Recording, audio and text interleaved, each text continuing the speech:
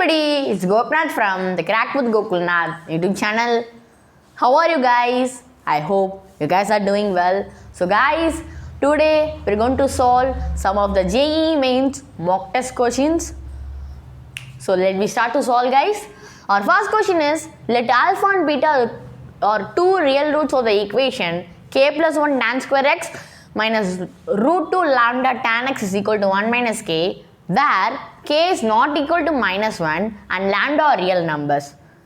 If tan square of alpha plus beta is equal to 50, then what is the value of your lambda? This is the question guys. So how I'm going to solve this question is, listen carefully. In the question they are given an equation, right? So in the equation, I'm going to convert this equation into a quadratic form of ax squared plus bx plus c is equal to 0. That's something which I'm going to do now. Just I'm going to convert this equation into a quadratic form of ax squared plus bx plus c is equal to 0. That is something which I'm going to do now. So how I'm going to convert is, I'm going to take this 1 and minus k to the left hand side. That's a basic thing which I'm going to do. When I take 1 and minus k to the right hand side, what you will get? What you will get is k plus 1 tan square x, then minus of root 2 lambda tan x, then plus of k minus 1. This is what you will get when you take 1 and minus k to the left hand side.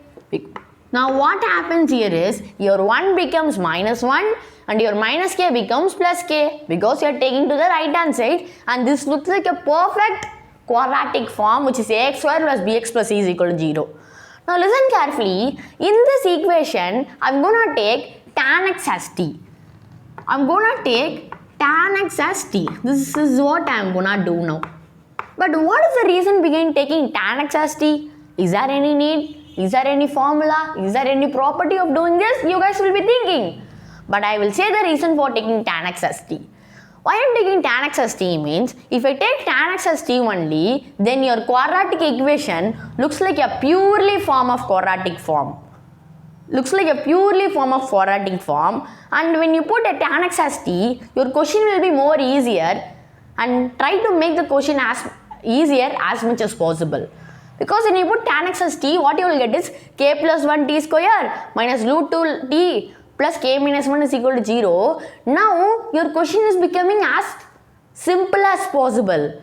So that is the reason why I am taking tan x as t. So when you take tan x as t, what you will get is k plus 1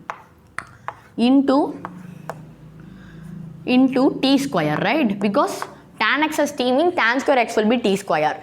Then minus of root 2 lambda tan x will be nothing but your t. Then plus of k minus 1 is equal to 0. This is what you will get when you put tan x as t, and this looks like a simple form, and this looks like an easier form of question. Correct na guys? Now listen carefully. Now tell me one thing. What will be the root of this equation? Tell me what will be the roots of this equation? The value of t that this equation can take will be the roots, right? That kind of obvious. The value of t that this equation can take will be the roots of this equation. Now before going to that, see the question. In the question you are having that the equation, right? So what is the root of this equation? That is alpha and beta. If the roots of this equation are alpha and beta, it shows that your x should take value of alpha and beta, because that is what we mean roots. So your x can take values of alpha and beta. In this equation, your roots is t. The value of t means what I took as t? I took t as tan x. So tan x will be a root. Now in this term, your x can take values of alpha and beta. Am I correct? Yes. Because from the question equation, your alpha and beta are the roots of this equation. Then of course your x should take values of alpha and beta, and that is how I am saying this x should also take the value of alpha and beta. So roots of this equation will be nothing but tan alpha comma tan beta.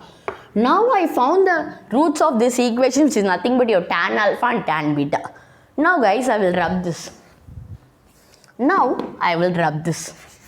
So I'll write the equation which we got now, which is nothing but your k plus 1, then t square minus root 2 lambda t, then plus of k minus 1 is equal to 0. This is the equation we are having, and we found that the roots of this equation is tan alpha and tan beta. How I found this means that's by your thinking capability, because the roots of this equation will be the value of t. The value of t is nothing but your tan x.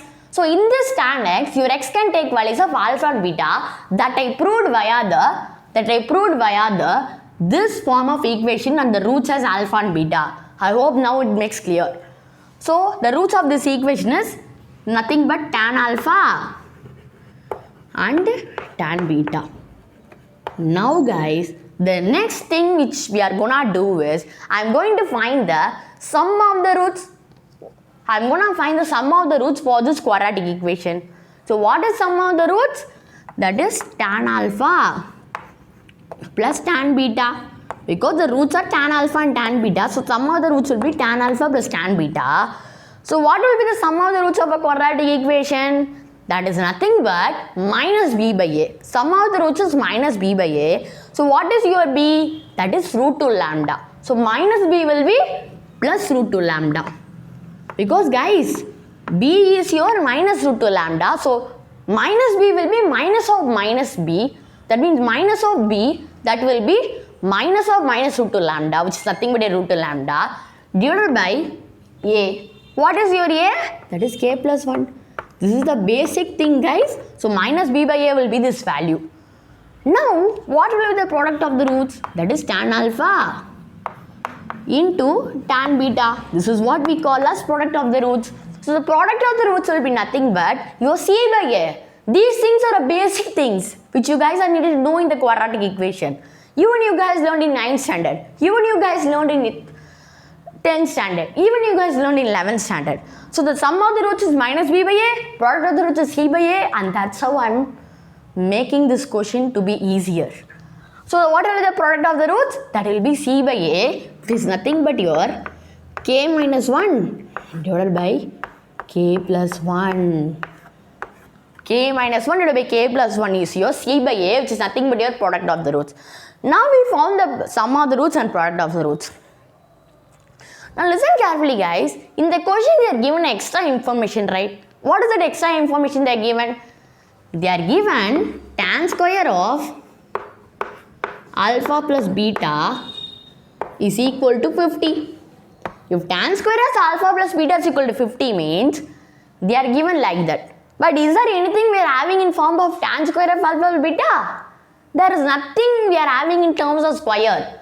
So if you are having nothing in terms of square means I need to find the value of tan of alpha plus beta.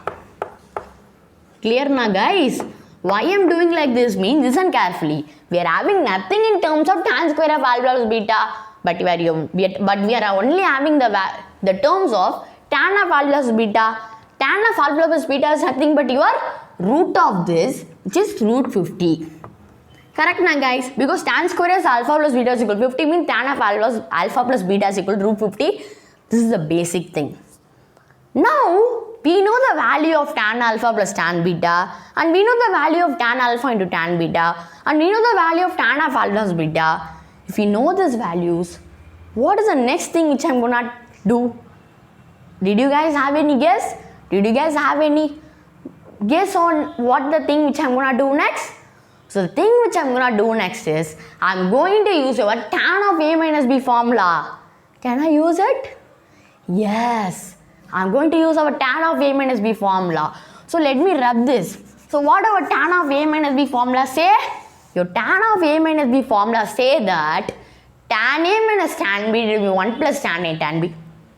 So listen carefully. I am going to use that formula. I will write the formula here. Tan of a minus b is equal to tan a minus tan b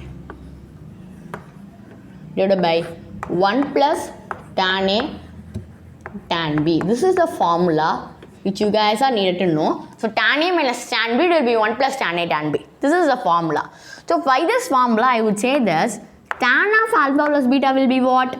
That will be nothing but tan A minus tan B. Guys, I think we need to use the tan of A plus B formula. Sorry, I told wrong. I think we need to use the tan of A plus B formula. So that's what we are gonna use. So tan of A plus B formula is what? That is nothing but tan A plus tan B will be 1 minus tan A tan B. This is the formula which I'm gonna use. So why I did wrong means I thought about the summation problem, guys. Sorry. I'm not gonna use the tan of A minus B formula, but I'm going to use tan of A plus B formula, which is tan A plus tan B will be 1 minus tan A tan B. This is what the formula which I'm gonna use. So what will be tan of alpha plus beta when you use this formula? That will be tan alpha plus tan beta. What is tan alpha plus tan beta? That is root 2 lambda. That is root 2 lambda divided by k plus 1. Correct na guys? Because tan of A plus B is tan A plus tan B will be 1 minus tan A tan B. So tan of alpha plus beta will be nothing but tan alpha plus tan beta, which is root 2 lambda divided by k plus 1. Then divided by, I will rub this guys because here it is no need to use the sum of the roots. Now next 1 minus tan A tan B, which is nothing but 1 minus tan alpha tan beta. What is tan alpha tan beta? That is k minus 1 divided by k plus 1. As simple as that. As simple as that. So guys, this is the reason why I found the sum of the roots and product of the roots. Next I use the formula of tan of A plus B, which is tan A plus tan B to 1 minus tan A tan B. So using that, I would say that tan alpha plus tan beta will be root 2 lambda to be k plus 1, which is sum of the roots. Then minus of divided by 1 minus product of the roots, which is k minus 1 divided by k plus 1. This is the reason why I did so much things. Okay guys. Now when you simplify, what you will get is, you will get this as, this will be nothing but root 2 lambda, then divided by k plus 1. I think in the denominator we will get it as 2, right? Yes, it's 2. 2 divided by k plus 1. So this k plus 1, this k plus 1 will get cancelled. So you will get root 2 lambda divided by 2 due to lambda divided by 2. This will be the tan of alpha plus beta. Now we know that your tan of alpha plus beta is equal to 50. We know that value, right? Then we are reached the answer of the question. We know the tan of alpha plus beta value. So that is the reason why I told we are not going to consider the tan square of alpha plus beta value. But we are going to consider the value of tan of alpha plus beta value, which is root 50. So this root 2 lambda by 2 should be tan of alpha plus beta, which is nothing but your root 50. If this should be root 50 mean, then what will be a lambda? Just solve it and get the answer.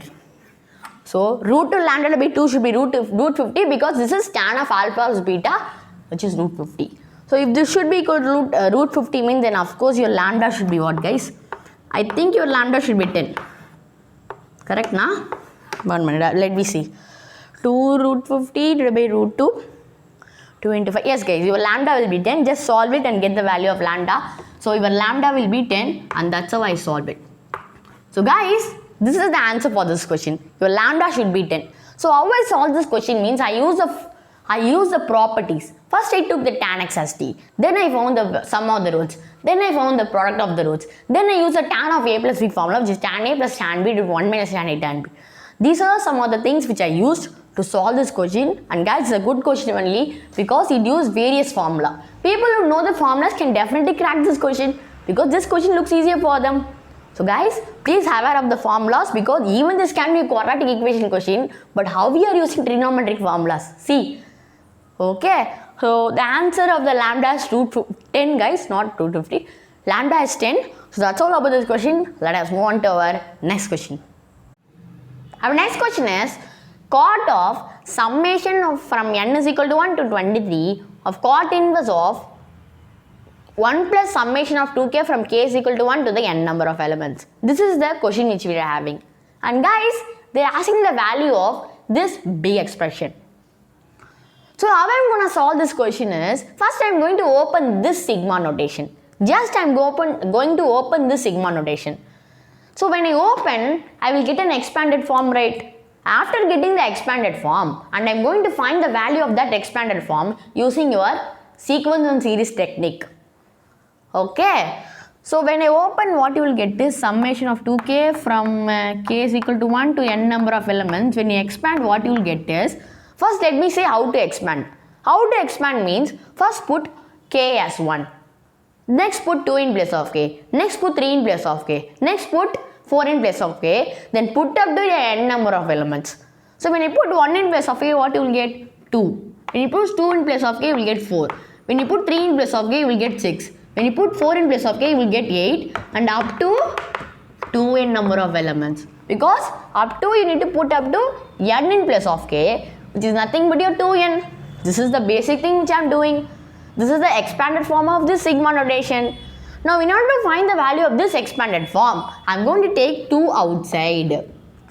When I take 2 outside, what you will get is, you will get it as 1 plus 2 plus 3 plus 4 up to n number of elements. When you take 2, this is what you will get, because 2 will replace as 1, 4 will replace as 2, 6 will replace as 3, 8 will replace as 4. Like that, it will be going on up to 2n. That 2n is replaced by n because you are taking 2 outside. Now, what will be the value of this 1 plus 2 plus 3 plus 4 up to n number of elements? This is your sum of first n natural numbers. Sum of first n natural numbers is n into n plus 1 divided by 2. This is the basic thing which you guys learned in your sequence and series, right? Sum of first n natural numbers is n into n plus 1 divided by 2. So, I will write this as n into 2 into n plus 1 divided by 2, because this is sum of first n natural numbers, which is n into n plus 1 divided by 2. Now this 2 will get cancelled. So I found out this sigma notation value as summation of 2k from k is equal to 1 to the n number of elements is nothing but n into n plus 1. Now if I know the value of this sigma notation, the next step which I am going to do is, I am going to replace this sigma and I am going to put it as n into n plus 1, because my main motive is to find the value of this expression. If the main motive is find the value of expression, then of course I need to do these steps, right? Because I need to find the value of small summation, then I need to find all a big summation, then I need to evaluate, and that's how I should find answer. So this summation value is this value mean, then I will replace this summation I will replace this summation by putting this value. I hope now it makes clear. Now guys, when you replace, what you will get? At the moment when you replace, what you will get is, you will get it as cot of, then summation of n is equal to 1 to 23, then cot inverse of 1 plus summation of 2k from k is equal to 1 to the n number of elements is nothing but your n into n plus 1. Now only evaluated this value. So don't forget this. I use a sequence and series technique, which is sum of first n natural numbers. Using the technique, I found out the values n into n plus 1. That's what I am replacing instead of this sigma notation. Now I will rub this. Now you guys are needed to tell what is my next step. So what is my next step is, I'm going to convert this cot inverse in terms of tan inverse. So listen carefully guys, I need to say you one thing. Not only for this type of question, I'm going to tell the same type of these questions.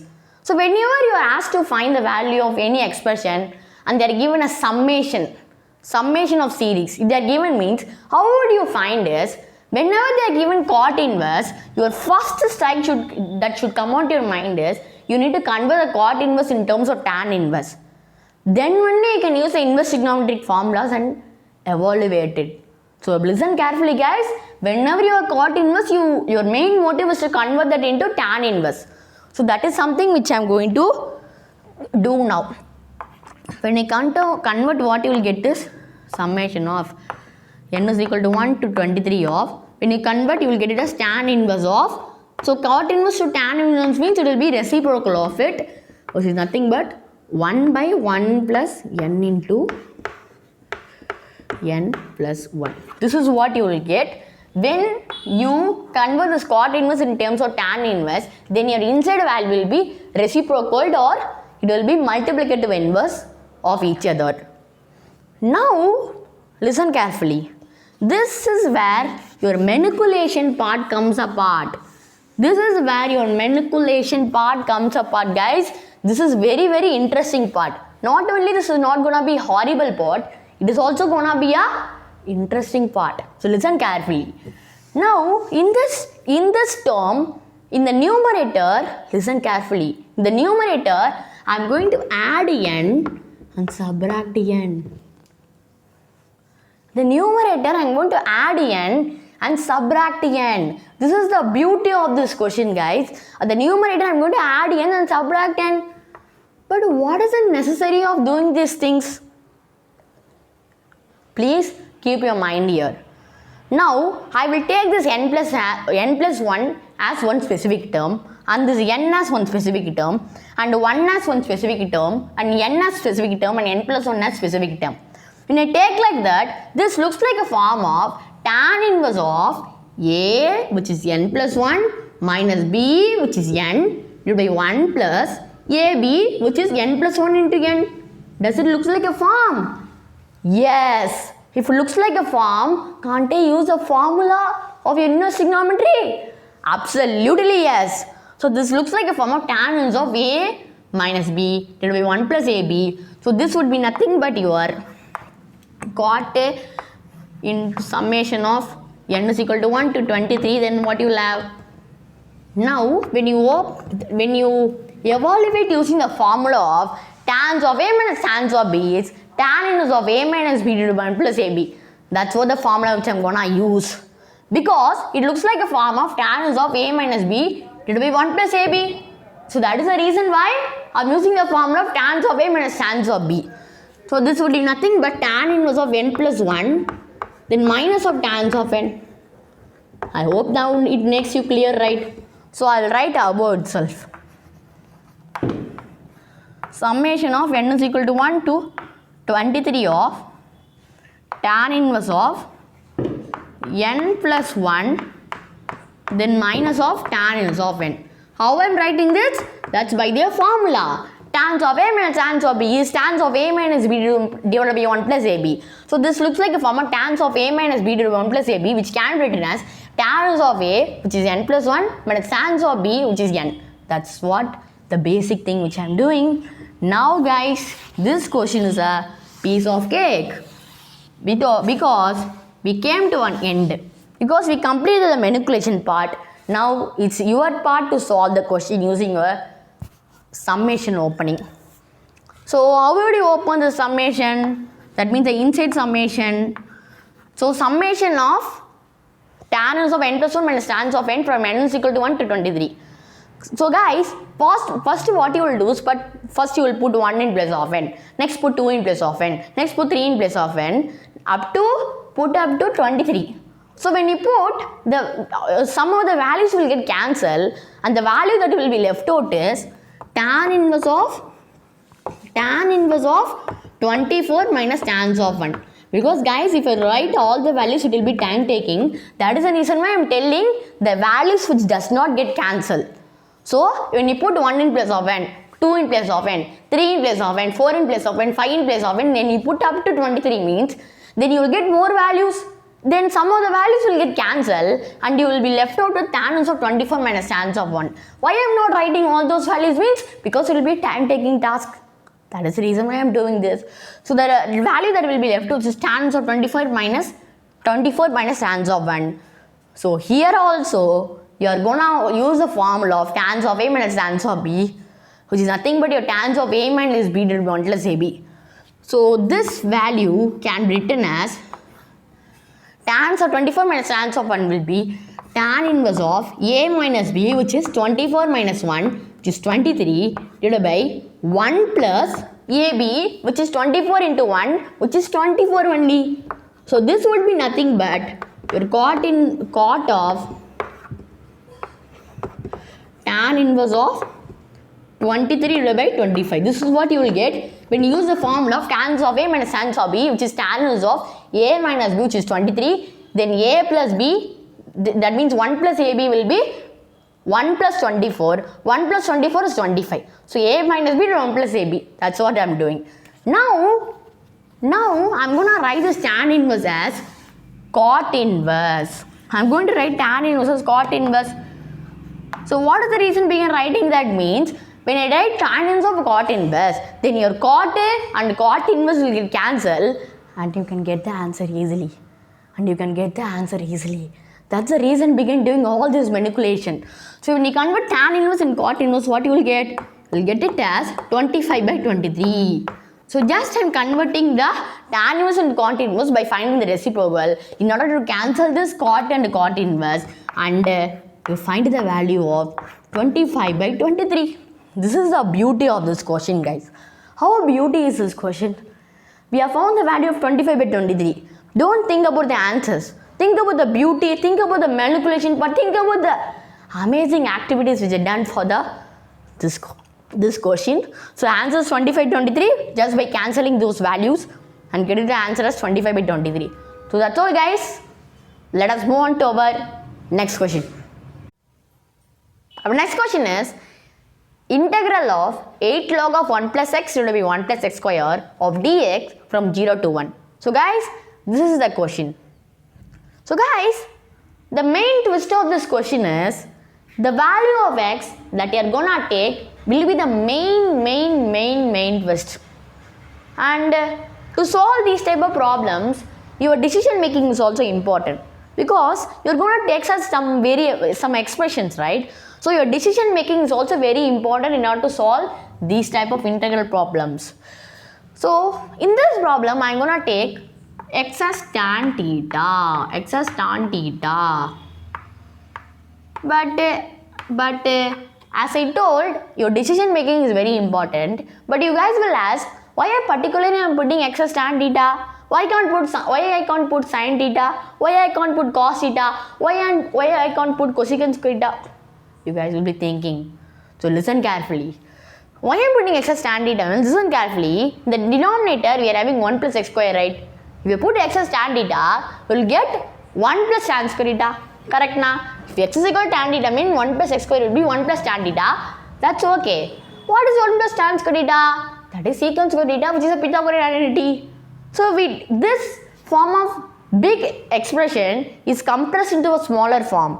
That is what we want, right? That is what we want. So that is the reason why I am taking x as tan theta. Now put x as sin theta, you will get 1 plus sin square theta. What you will write instead of what you will write based on 1 plus sin square theta? Nothing you can do. And put x as cos theta, you will get cos square theta. What you will do based on that? Nothing gonna happen. So that is the reason why I am telling I am putting x as tan theta. So if you put x as tan theta, how the integral will be means integral of 8 log of 1 plus x, which is nothing but 1 plus tan theta, because I am putting x as tan theta. Then divided by 1 plus x square, which is nothing but 1 plus tan square theta. 1 plus tan square theta is nothing but your secant square theta. Your Pythagorean identity. Your denominator becomes a smaller form. So if x is equal to tan theta, means 1 plus tan square theta will be secant square theta, your Pythagorean identity. Now what will be your dx? If x is equal to tan theta, means will your dx will be dx itself? Will the dx will be dx itself? Never. I am putting x as tan theta, your dx should also vary. Because, listen carefully, if your x is equal to tan theta, means your dx will be nothing but the differentiation of x, which is differentiation of tan theta, which is nothing but your secant square theta. So differentiation of tan theta, secant square theta. 1 minute, guys. That's a basic thing which you guys know. So x is equal to tan theta, means dx will be differentiation of this, which is secant square theta. Not only that, then d theta. You should not forget this d theta. What most people will do is they will put dx as secant square theta. That's all they will finish. But where is d theta? So write the d theta. So your dx will be nothing but secant square theta, then d theta. That's what we will get. Now what will be the limits? The limits will be 0 to 1. Will the limits be same as 0 to 1? Never ever do this mistake, guys. Your limit should not be same to 0 to 1. Listen carefully. If I am putting x as tan theta, or if I am putting x as any expression, your limit should also vary, and even your dx should also vary. So if I am putting x as any expression, your limit should must vary based on the expression which you are putting for that variable. So here I am putting x as tan theta, how your limits will change is, listen carefully. When you will get 0, that is only possible when your theta is 0. Tan 0 only will give us 0. So the limit should acquire the theta's value. That is important. I am putting tan theta as x means your limit should acquire the theta value. So if you will get the lower limit as 0 only when your theta is 0. Correct na? So your theta should be 0, which is nothing tan 0. So that one then only would give us 0. Now what will be the upper limit? So when your theta is pi by 4 only, you will give us it, you will get it as 1, right? That's a basic thing which you don't need trigonometry. Then tan theta means theta should be equal to pi by 4, then you only get it as 1. So your upper limit should be pi by 4.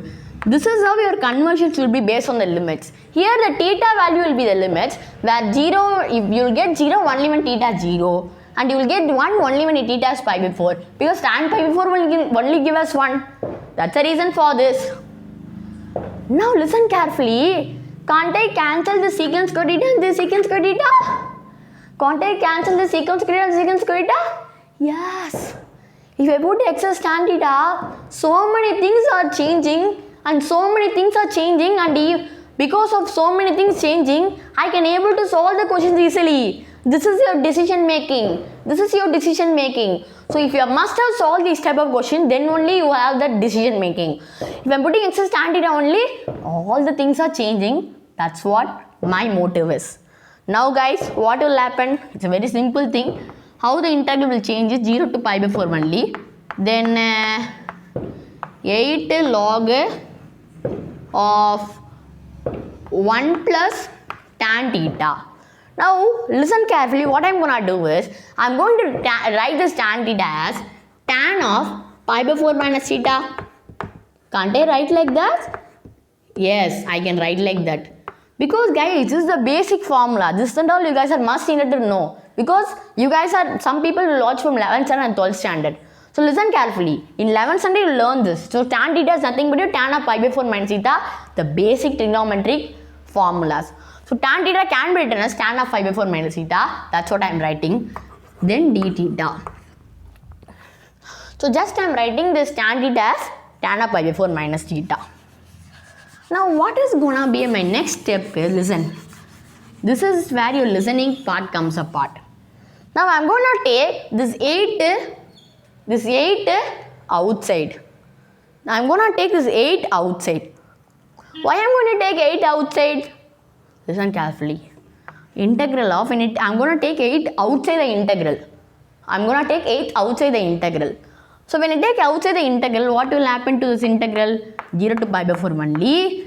Then log of 1 plus tan of pi by 4 minus theta. This expression will be changed as 2 by 1 plus tan theta. 2 by 1 plus tan theta. How it will be changing? I am taking 8 outside. Then now what is gonna change? How it will be changing? You guys will be thinking. Listen carefully. This tan of pi by 4 minus theta looks like a form of tan of a minus b, which is nothing but tan a minus tan b divided by 1 minus tan a tan b. Correct na guys? Tan of a minus b, which is pi by 4 is a, theta is b. So this is nothing but tan pi by 4 minus tan theta divided by 1 plus tan pi by 4 tan theta. So tan a minus tan b to 1 plus tan a tan b. So this value will be nothing but tan pi by 4 is 1, then plus minus of tan theta. Then divided by 1 plus tan pi by 4 is what? 1 only. Then tan theta is tan theta only. This is what you will get when you use the formula of tan of a minus b. This is what you will get. Now when we add 1 to this, this is how this term will be looking like. This is how this term will be looking like. I can also solve it, but this is a basic thing. Even a 6th standard student can do this. So this is how you will get converted when you when you take tan A minus B formula and solve it, then add 1, this is what you will get. Now, listen carefully. So this is the basic thing which I did. So 1 minute guys, I will take another chalk piece. Now listen, now what will happen? So can't I write this integral as 0 to pi by 4 only? So can't I write this as log 2 minus of log of, here will d theta, right? D theta. So log of 1 plus tan theta. Can't I write like this? Then d theta. Can't I write like this? So log of 2 by 1 plus tan theta can be written as log 2 minus log of 1 plus theta, 1 plus tan theta. How I am writing is your log properties, your basic logarithm properties. When you have division, you can make it as a subtraction value. So log of a by b is equal to log a minus log b. Do you guys forget that? So it is nothing but log 2 minus log of 1 plus tan theta. Even 8th standard students, 7th standard students know this because they already learned exponents. Just logarithm opposite of exponents. In that way, they even know. So that's how you guys also needed to know. So this will be log 2 minus log of 1 plus tan theta by your logarithm. So which is log of a by b is equal to log a minus log b.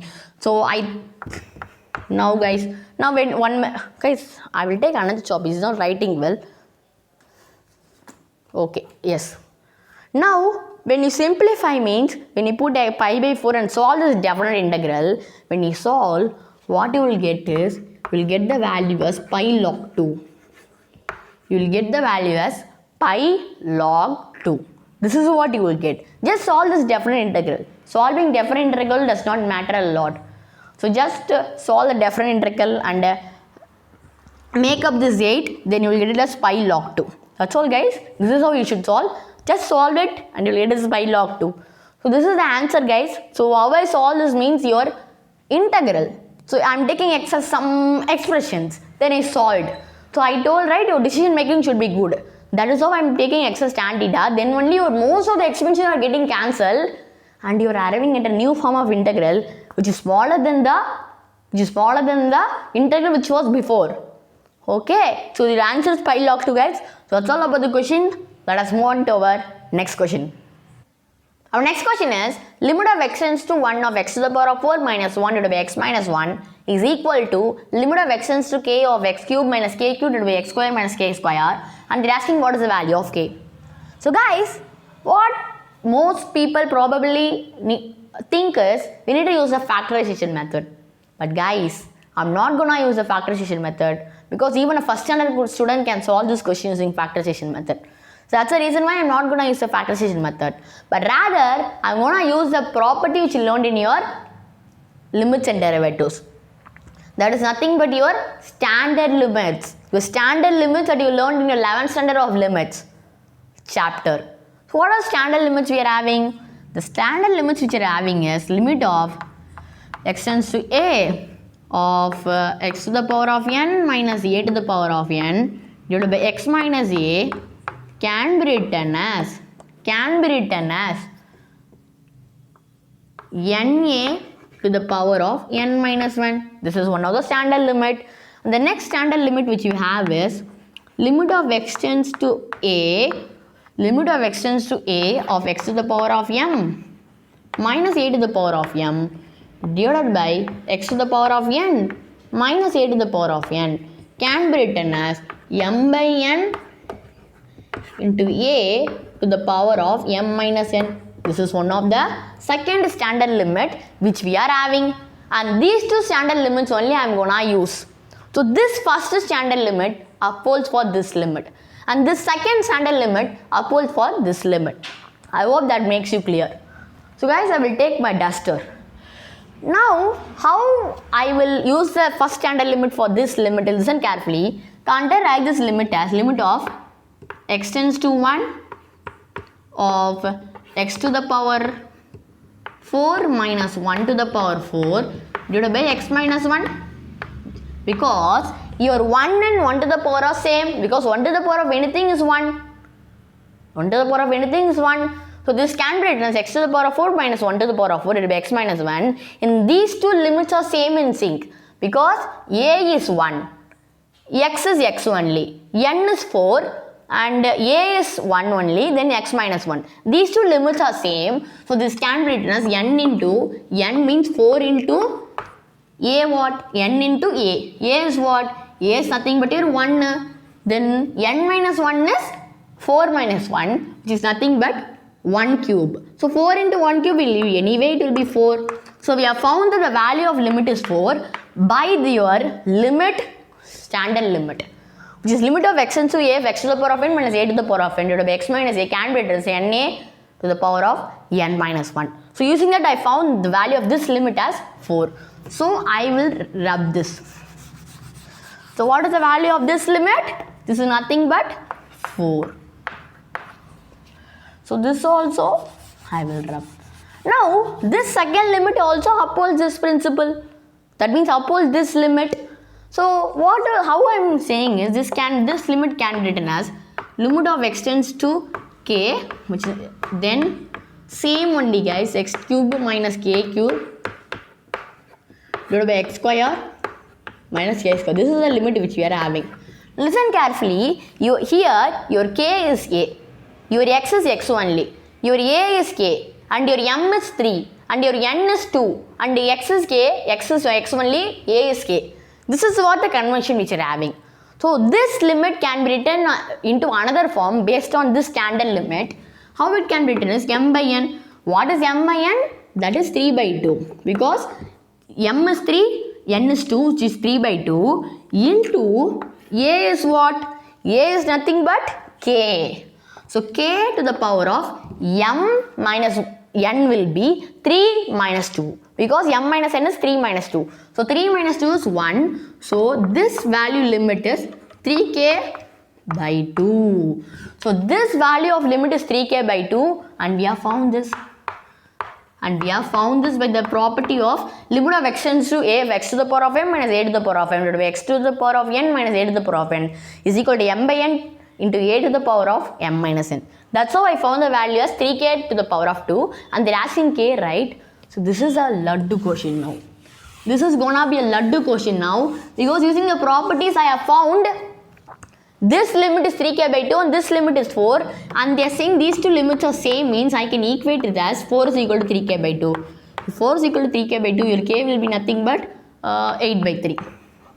Your k will be 8 by 3. So I found the value as 8 by 3 by your standard limits, not your first standard factorization method, but your standard limits. So please remember these two standard limits, guys. Do you know this is a JEE Mains 2020 question. So they are also asking standard limits, then of course it shows that you should be good at it. So guys, so k is equal to 8 by 3. So that's all about this question. Let us move on to our next question. Let Z be a complex number. Mod of z minus iota by z plus 2 iota is equal to 1 and mod of z is equal to 5 by 2. Then the value of mod of z plus 3 iota is what? This is the question, guys. So guys, observe the question carefully. So from this we would say this. They are given mod of z minus iota by z plus 2 iota is 1.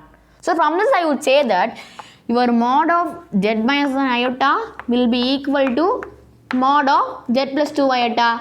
This is the basic thing, guys. Just I am cross multiplying using your modulus properties. So from this I would say that this equation is applicable. Now let me take z as x plus iota. Because they are given z is a complex number, so that's the reason why I am taking z as x plus iota, where your x is the real part and y is the imaginary part. So when you take like that, what you will get? You will get it as x plus iota y minus iota, then is equal to mod of z plus, that means x plus iota, that is x plus iota, right? So x plus iota plus 2 iota. Just I am replacing this z as x plus iota. Now what will be this value is mod of x plus iota of y minus 1, then that should be equal to modulus of x plus iota of y plus 2. just what the basic thing which I'm doing is, just I'm putting z as x plus iota, then this is the equation which you will be getting, then I'm taking iota common, then you will get it as mod of x plus iota of y minus 1 is equal to mod of x plus iota of y plus 2. This is what you guys will be getting. Now let me rub these things. So guys, what will be this modulus value? As you guys know, if there is a complex number, then the modulus of that complex number will be nothing but your root of real part square plus imaginary part square. That's a basic thing. For example, z is equal to a plus iota b, then mod of z will be root of a square plus b square. So from this I would say that your modulus will be real part square, which is x square, then imaginary part square will be y plus 2 whole square. Correct na? Y minus 1 whole square. Correct na guys? I'm just using the formula. If z is equal to a plus iota b, then mod of z will be root of a square plus b square. So this is a z means your real part is x, so root of x square. Then your imaginary part is y minus 1. That's why it is y minus 1 whole square. That's a basic thing which I'm doing. Now what will be your right hand side? That will be your real part is x, imaginary part is y plus 2. This will be nothing but root of real part square, which is x square plus y plus 2 whole square, because imaginary part square. So real part square plus imaginary part square root. This is something which we mean by the modulus. That's a basic thing which I am doing. Now guys, square on both sides. When you square on both sides, what you will get is this square root will be gone. So you will not have the square. 1 minute guys. I missed my choppies. 1 minute. I think this is chop. Yes. So when you square on both sides, square root will be gone. Then what will be left out is x square will get cancelled, and you will get it as y square minus 1 using the a minus b whole square. So y square minus 1 plus 1 plus 1, then minus 2y, and that should be equal to y square plus 4, then plus 4y. What I am doing, just I am using the a minus b whole square formula and a plus b whole square formula, just I am equating it. So this y square will get cancelled, and you will get it as minus 3 minus c is equal to 6y. If minus c is equal to 6y means then your y should be equal to minus 1 by 2. So from this I found that your imaginary part is minus 1 by 2. This is the basic thing which I am doing. So I found your imaginary part is minus 1 by 2. Now guys, we know your z is equal to x plus iota y. So your y, which is your imaginary part, is minus 1 by 2. So I can write it as z is equal to x minus of iota by 2. Correct na guys? Because your real imaginary part is minus 1 by 2. That's the reason why I am writing like that. And they are given mod of z is equal to 5 by 2. The mod of z is equal to 5 by 2. See, mod of z is equal to 5 by 2. Can't I say that? I will again reminder guys. I will again give the reminder. If z is equal to a plus iota b, means the mod of z will be root of a square plus b square, which is nothing but root of real part square plus imaginary part square. Correct na? So this will be nothing but your real part square, which is x square. Then imaginary part is what? Minus 1 by 2. So minus 1 by 2 square will be plus 1 by 4. This is what I am having. And this value should be equal to 5 by 2, right? Should be equal to 5 by 2. Because they are giving mod of z is equal to 5 by 2. And we know that in the z your real part is x and imaginary part is minus 1 by 2. So x square plus root of x square plus 1 by 4 will give us 5 by 2. Now square on both sides. When you square, what you will get is x square plus 1 by 4 is equal to 5 by 2. Sorry, 5 by 2 whole square. So 5 by 2 whole square will be 25 by 4. Just I am squaring on both sides. So square root gone. Then 5 by 2 whole square will be 25 by 4. Then from this you would say that your x will be nothing but I think your x will be plus or minus root 6. Correct na guys? As we are in the complex number, your x will be plus or minus root 6. Just solve it. Take 1 by 2 the right hand side. That will be 24 by 4. If x square is equal to 24 by 4 means x will be plus or minus root 6. That's a basic thing. Just I found the value of x and y. Now this question is a easy question. We have found the value of imaginary part, which is minus 1 by 2, real part, which is plus or minus root 6. Now they are asking mod of z plus 3 iota. So what is your z? Your z is nothing but x. What is x value?